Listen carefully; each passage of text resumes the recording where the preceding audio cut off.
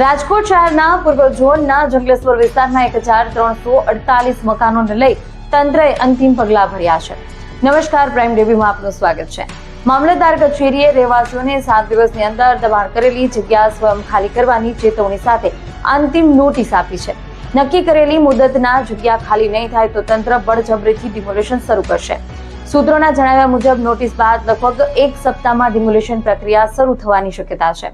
Police બંદોબસ્ત સહિતની વ્યવસ્થાઓ અંગે તૈયારી શરૂ કરી ગઈ છે અને ડિમોલેશન પહેલા તંત્ર 3 વખત રહેવાસીઓ સાથે બેઠક કરી તેમની દસ્તાવેજી સમજ સાંભળી હતી.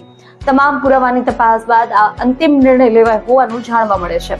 1348 મકાનોને લઈ વિસ્તારમાં ભારે ચિંતા અને ઉત્તેજના છે, કારણ કે અનેક પરિવારો પર ઘર ગુમાવવાનો ભય છવાયેલો છે અને તંત્રનું કહેવું છે કે કાર્યવાહી નિયમો અનુસાર અને જાહેર હિતમાં છે, તેમજ કોઈ પણ પ્રકારની ઢીલાસ આપવામાં નહીં આવે.